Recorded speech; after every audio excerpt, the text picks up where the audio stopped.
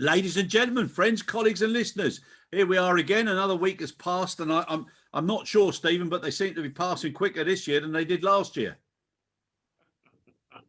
Yeah, good day to you, Chris. How are you? Nice to see you again.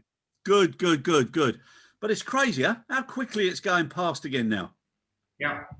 It's I said to somebody actually just the other day. This is only it must have been last week. So it was week 2. It was going into week 3 now. But I said it's the end of week 2, and it feels like week 22 already.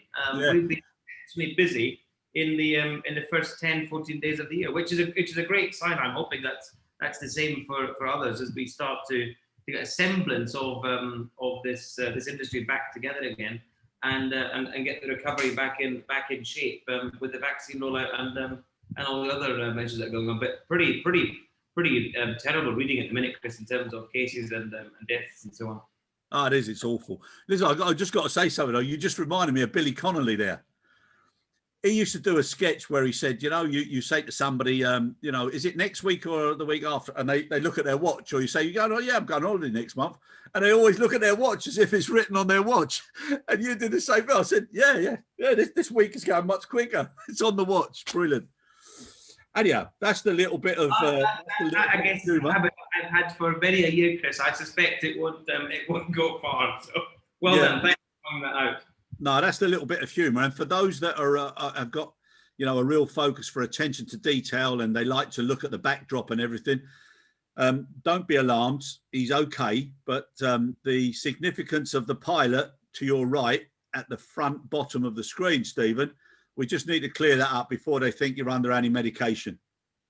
No, there's no, I'm not under any medication at all. I was accused, or we were accused, Chris, by the executive producer himself, Salem, of not being creative enough when it comes to the podcast record. So he asked me to be more creative, and on my desk I have a Malaysia Airlines teddy bear pilot, which is my son's, and it's sitting on my desk. So I thought I'd bring it into shot. So he's sitting there.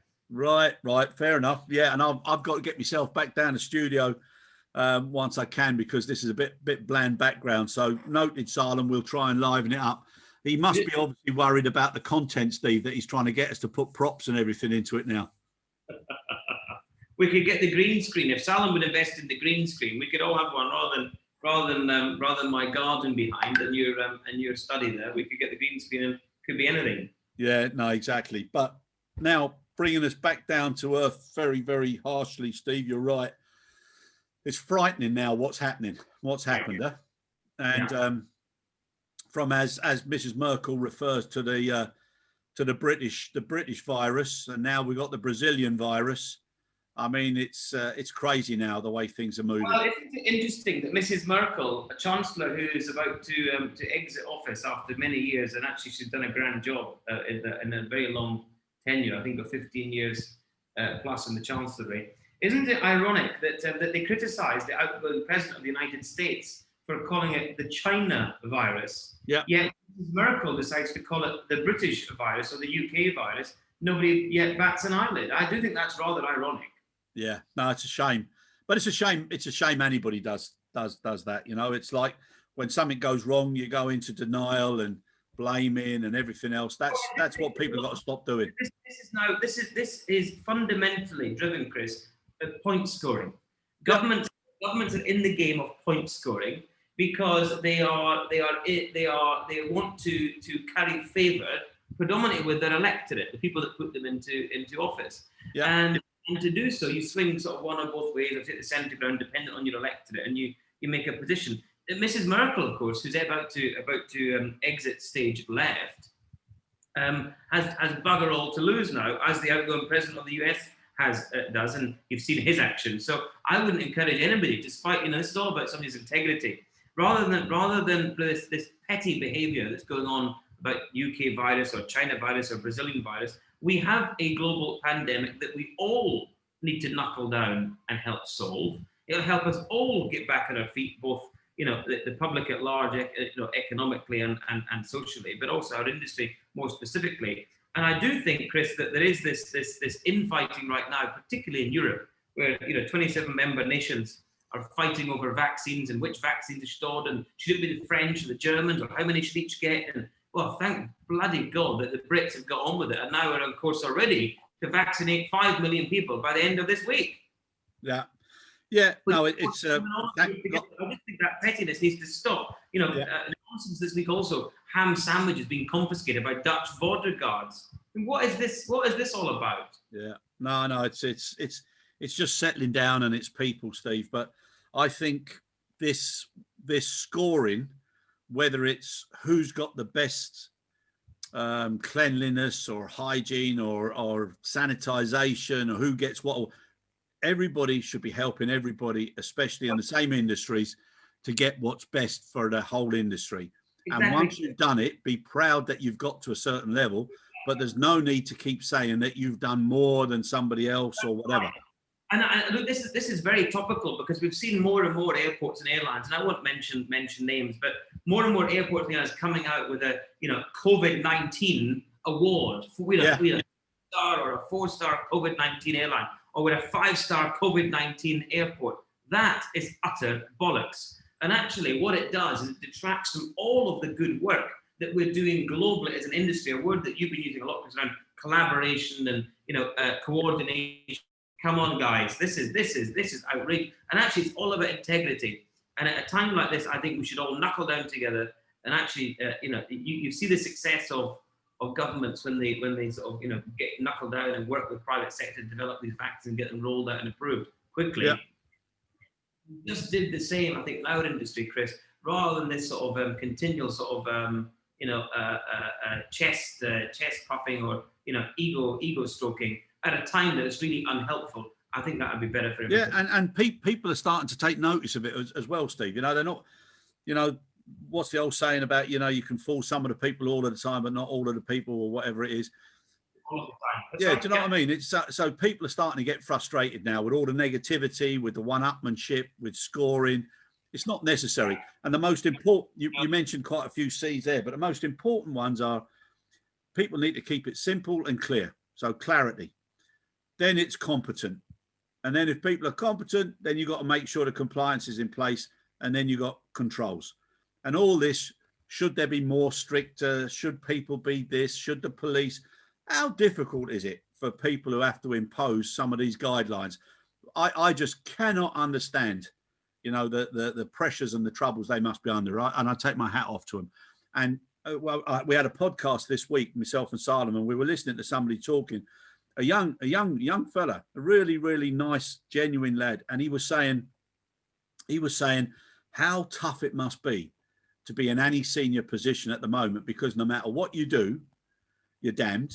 And if you take the wrong decision with the right information and then something changes, it looks as if you made the wrong decision. It's a terrible thing. So please God and nature or whichever God people worship, the fact that there are so many vaccines that have come through, my God, imagine what it would be like if we were still a year away from a vaccine. Isn't that the benefit of a club? So the benefit of being a member of a club. So whether that club is the European Union, or the club is ACI, or the club is IATA, or the club is ISO, the benefit of being a member of that club is that you can share, you can aggregate ideas, you can build on each other's thoughts, intelligence and competence of one, and you can balance that with the gaps in other areas potentially. That's what people get from a club. It's the same with sports teams. Each player on the pitch has to perform and contribute to the overall result. Now the guy who's in defence won't be kicking the ball in the back of the net every week, and probably not should be, otherwise he's in the wrong spot, and that's a managerial issue to solve. But it's exactly the same, Chris. It's the benefit to me of the club. And so I'm a great fan of collaboration and cooperation at a meaningful level, in a meaningful way.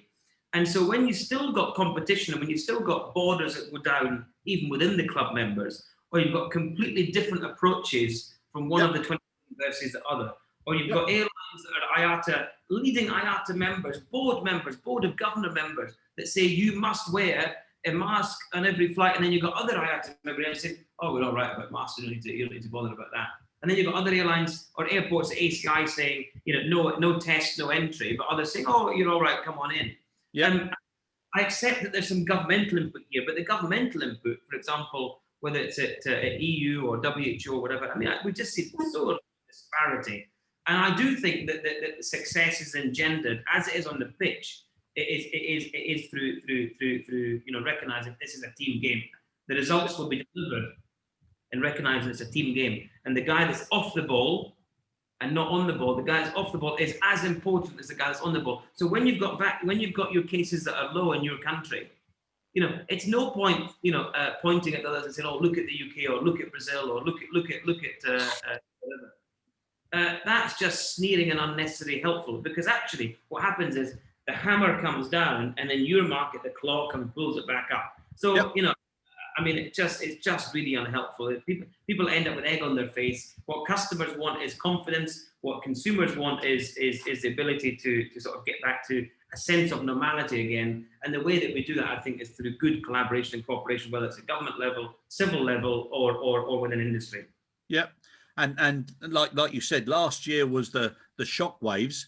Now people need to respond and come back now and strengthen and be positive about what's going on and be consistent and stop all this one-upmanship and certificates and trophies, which is madness. Now, pre-departure testing. Yeah. So spoken about it so many times, Steve. And again, it's just having something that's consistent within the whole community. And that's all people want, because then it gives them a sense of understanding. It's easier to work out. You don't have to consider so many different options. But what's your opinion now, the pre-departure testing? I'm at a bit of a loss now, Chris. I mean, I was, as you know, sort of an advocate for testing right from the outset. Yep. I think when you've got, varying degrees of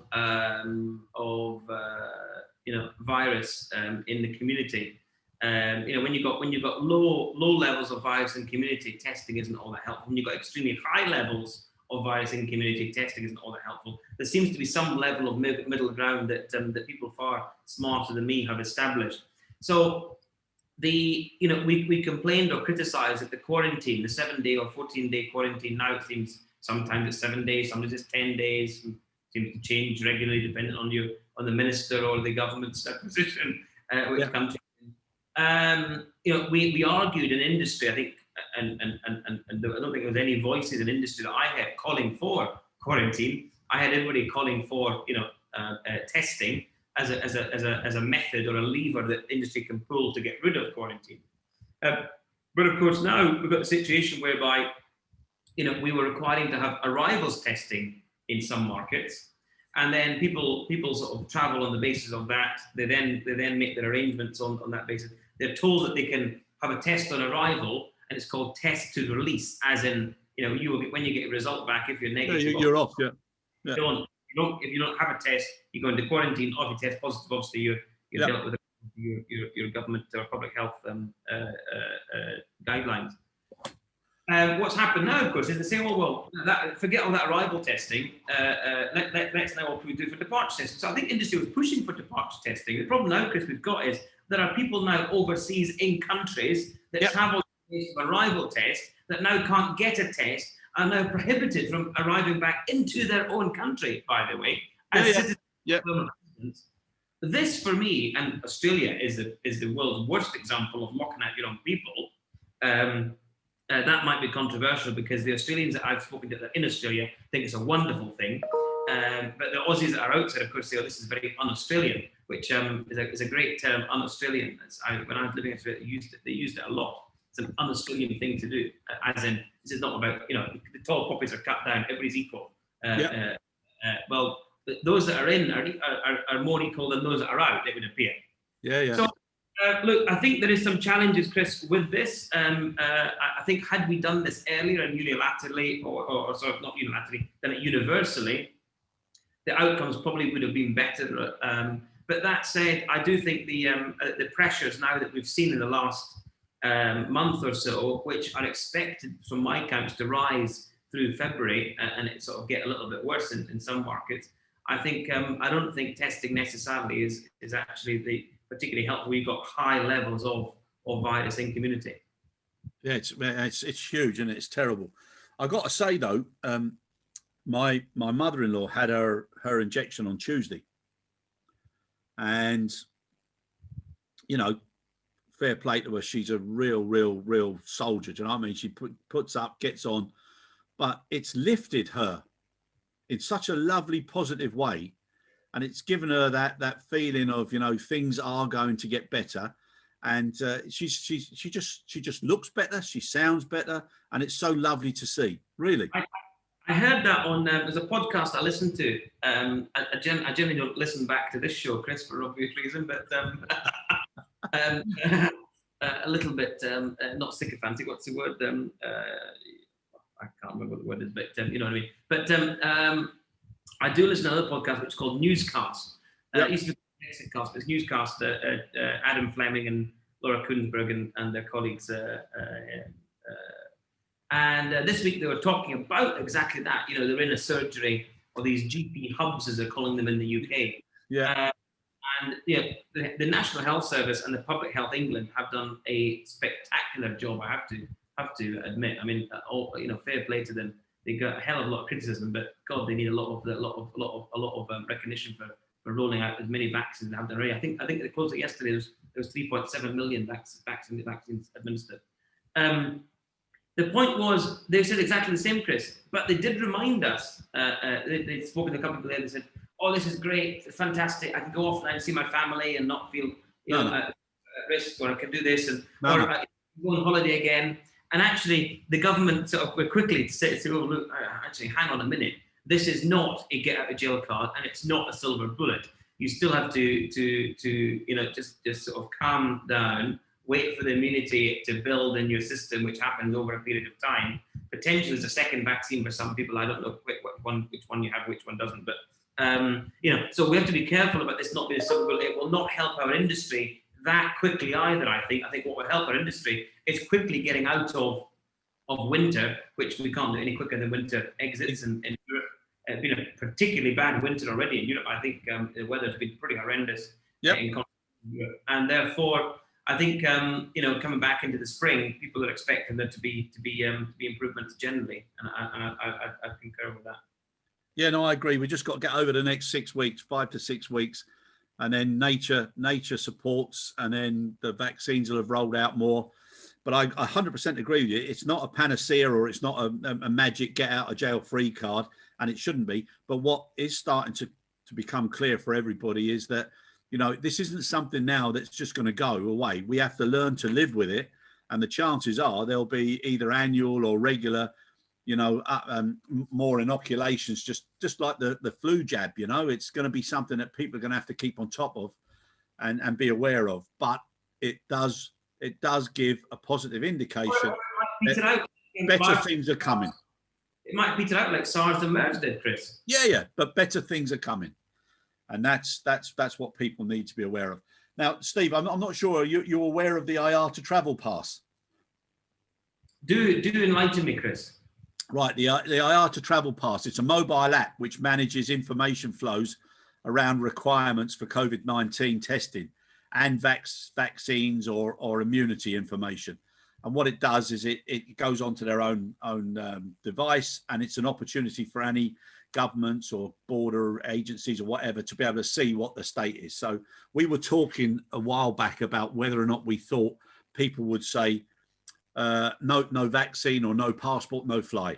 No vaccine, no passport, you don't come into these restaurants. No vaccine, no passport, you don't come into these shows or whatever. Whether or not it's actually going to be seen that one of the ways to protect people, but also get the economies in certain sectors back on their feet, is to sort of, I don't know about limit, but is to open opportunities for people who have had a vaccine or are immune or whatever. And I don't know whether that's going to happen. I know you disagree totally with the concept, but you know what I mean? If there's a lot of people and they think to themselves, well, if I get on this plane and I can only get on this plane because I've had a vaccine, and I get on this other plane or I go through another airport or whatever, and you haven't, I don't know. I think there'd still be a market for people who would like to look after their own back rather than the general population. But then, Chris, that's like, there's the haves and the have-nots. Yes. Yeah. And the thought that, I started my career in legacy airline and ground handling, and I moved into low-cost carriers, predominantly for most of my career in executive roles, whether it be at GoFly, EasyJet, AirAsia, Jetstar, Viva Airbus, etc. And everything that I've sort of striven to do in my career is about allowing more people to fly than we have done before. And that's been built on the premise of great operations capability, a good network, solid reliability in terms of both the customer proposition and the ops integrity, and low fares. Low fares built on and backed by disciplined operational low-cost model that delivers lowest cost in market. Yeah. And I've seen that when we set up Viva Airbus in Mexico in 2006. I did that in setting up Jetstar Japan in 2012, AirAsia India in 2014, AirAsia Japan in 2013. It was always about, Chris, when I was establishing these airlines, about creating more opportunities to fly. And that was primarily based on price. If you exclude the people that are flying today because of those opportunities, when you think about price elasticity in market now, the price is going to be higher because there's less elasticity, and you think about the compromise that people have to make to travel now. Incomes have been suppressed, liberties have been suppressed for many people for almost 12 months. Yep. To travel to get a break from work or from kids or from family or all of the above, and support mental health, rehabilitation, etc., have been suppressed. Yep. So when you think about it, I utterly disagree with the concept that we could have a situation whereby everything that I've stood for personally, a lot of us stand for in developing these new opportunities for the travel, would be further suppressed. One, because of the preventative cost of COVID tests. I accept these will disappear as we increase, testing will go down as we increase resilience to the virus. Resilience built through immunity and vaccinations, I suspect, or better response to the virus, etc. So I fundamentally, Chris, disagree with the prospect that we could have a situation whereby, access to a travel pass or access, those under 40 or 50, some countries won't be vaccinated for 2 or 3 years. How is it possible legitimately to consider that those people will not be able to travel? I find that frankly, a real kind of slur on this free society that we've engendered and built for years. I accept we've made compromises over the last few months. We've had to accept that is. But once we get out of this hump, is it the only 70s that can now go on holiday? So they go back to places like Benidorm and Alicante, which is where they've been going for years, and they do the 2-week bucket and spade trip there, and we're saying that others can't travel. I think fundamentally, I don't see that as a point of differentiation. I would see better healthcare, better response to the virus, better management of the virus through better scientific and epidemiological knowledge as a better way to manage this than saying, well, you've had an injection and you can fly, and you've not, so you can't. No, understood, and I've been aware of your perspective for a long time now. All I'm just trying to say, just as an alternative, is if you look now, the Balance podcast. There you go, mate. Yeah. I'm gonna have to get my equivalent of a bear for next week. But seriously, if you look at it, I love to now see all these points that are coming up on LinkedIn and the press where it's showing that the first batches of vaccines are turning up in countries. So you're now starting to see other countries getting hold of it, and it's not just the usual few who are debating whether they're on top of each other or not. So the more the merrier, the better. But lots of these countries as well, Steve, they rely so much on tourism that if they knew that tourists coming in had been vaccinated, then it wasn't going to put more pressure on them or infect them more. And you could have a little bit of a balance between the economy and also people exercising their opportunity to travel. That's my point of view. Oh, very well, Chris. But whilst we still talk about, vaccine production or supply capacity challenges, and distributing vaccines to some of the outlying markets or the developing world, we shouldn't be having this conversation, because how is it right that a country that has got more economic might and therefore more access to purchasing vaccines, and could vaccinate their arriving and incoming passengers potentially, because maybe they can't happen outbound. But to build the immunity takes a while in any case. So that's not going to fly. The other thing is, private sector should not be getting access to vaccines before we have a majority of the at-risk population vaccinated, and therefore that's a different element as well. I agree with that as well, because you're already starting to see now people offering $5,000 for a vaccination, and people now trying to get it on the not on the QT, but trying to get it on a leverage perspective. That would be totally wrong, Steve. And that's why now most of the departments of health and the organisations and the regulatory bodies, they're very, very precise now about the security, and also about who handles it, who gives it, and to make sure none of that can happen. Yeah, but one airline this week, Chris, as you saw, has announced that they were going to vaccinate their staff, and that's a country with very deep pockets. How is that right when my neighbouring countries here in the Philippines or Indonesia, low-income countries, cannot get access to vaccines, but a private organisation can vaccinate their staff because they say they're frontliners? I think that is utterly distasteful, personally. Yeah. Now, this is another issue, and this is why people being people, there's so many elements of debate, confusion, etc. Frontline staff. So they've got similar debates with police, with fire brigade, etc. Well, we need them, and they're in contact with people who're potentially ill. So I think, yes, that's definite.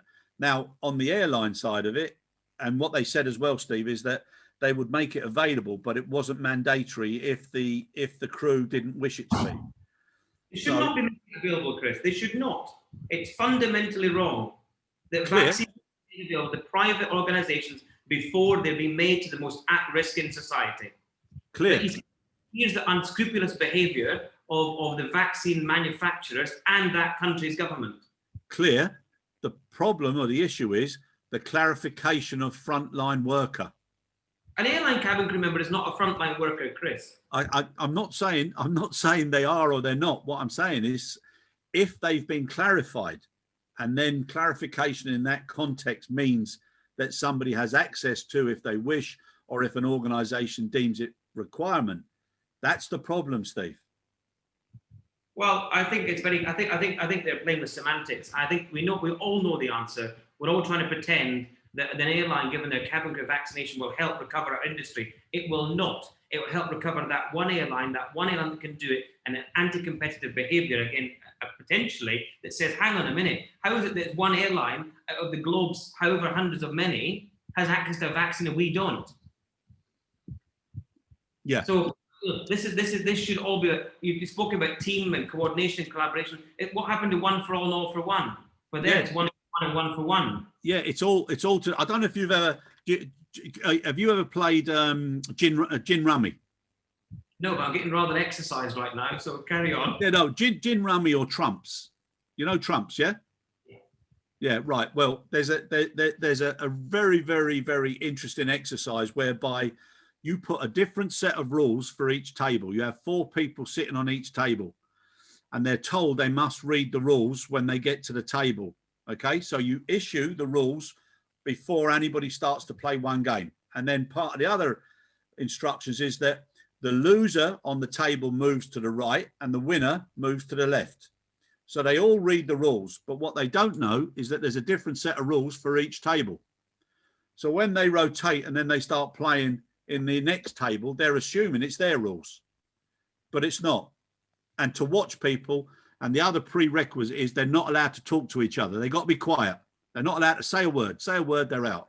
When you start seeing people remonstrating with each other without talking and assuming that they're right and the other one is convinced they're right, that's one of the problems. And like you said earlier, keeping things simpler and making sure it's fair for everybody. I totally agree with that, Steve. One day, who knows, maybe they'll get there. I don't think it will be in my lifetime, maybe not yours.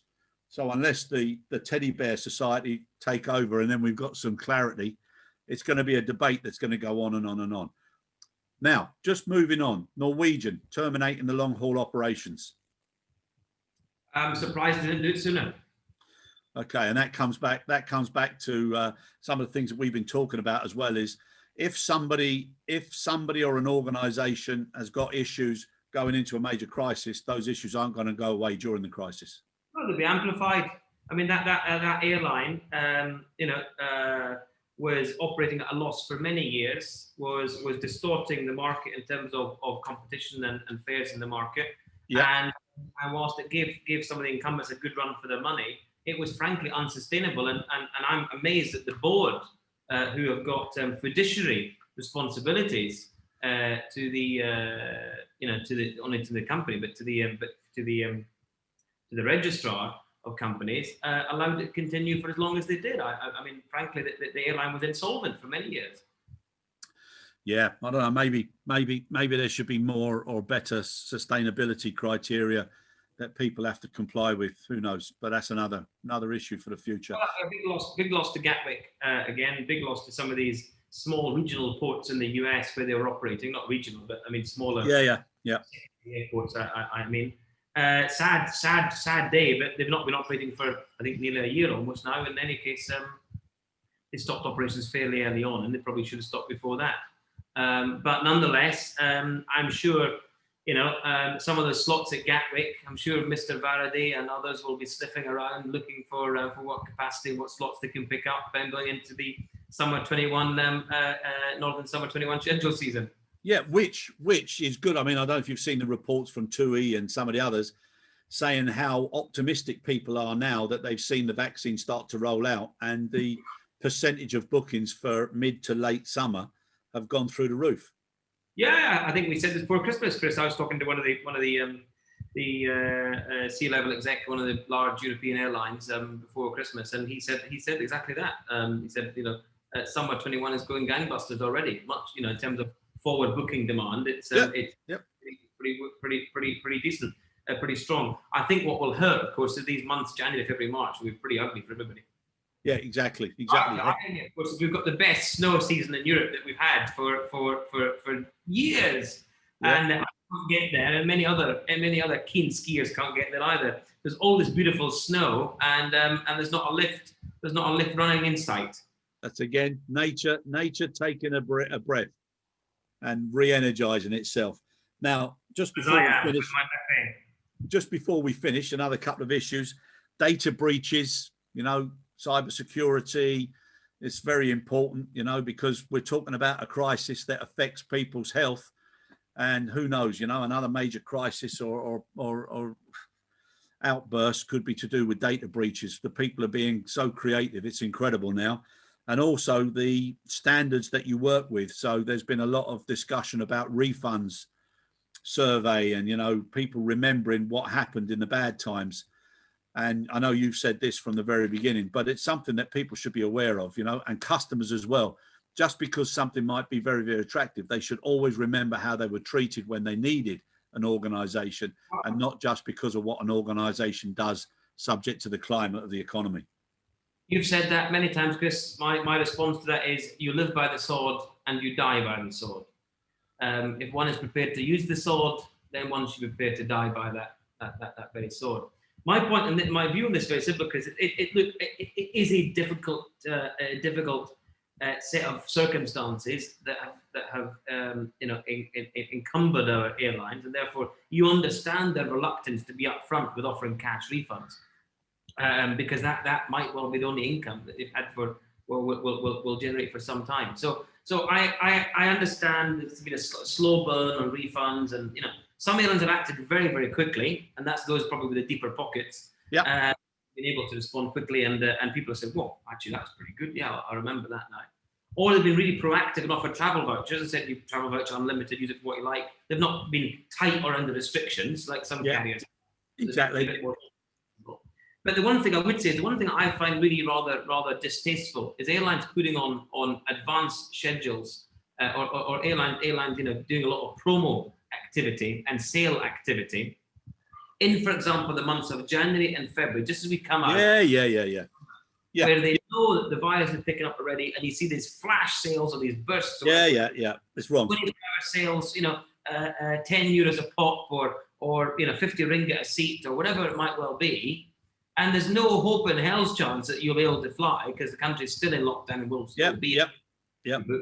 And what happened? And all these airlines are doing is feathering their nests to refill the coffers for the rainy days that will continue. I think that rather lacks a little bit of moral compass and integrity. However, look, everybody will do what they can right now. They will claim to be balanced. They sort of in response, they will claim that the government restrictions could be lifted at any time. They're absolutely right. That could, of course, happen. But I think they've seen that demand suppression is such that the need for that capacity on sale in the first place at those levels and at those price points probably doesn't exist. No. Right, my friend. Well, at least on a personal note, we've got a few weeks out of the way now, nearly the third week into January. Okay, so we're a third of the way through this terrible period in most places, and whether it's politically, whether it's from the virus, whether it's from the climate, please God, everything will start to come together now as we come out of the first quarter. And let's see what happens. But we've got to stay positive, huh? Stay positive. Look for the planned positives. That's this has it. been a little while, but we'll hopefully find it again. But thanks again for this week, Chris. It's been a good conversation. Sorry if I got rather exercised, but you can tell that we don't go into this for the listeners. We don't go into this scripted in any way. This is very much a quick fire rhyme. So but no, it's good, Steve. It's good, Steve. It's always a pleasure, mate. And like I said, what I'll do is I'll show you that Trump's exercise. It's really funny. It'll be great for the whiskey, Chris, one evening when we can get together again. What did you say there? It'll be great to do so over a bottle of whiskey. Yes. That one can supply when we can get together again. Yeah, not that bloody Japanese stuff that costs a bloody fortune. Anyhow, that's a different story. Take care of yourself, my friend. Look forward to seeing you next week. God bless. See you. Thanks to everybody for listening. Thank you. Bye-bye.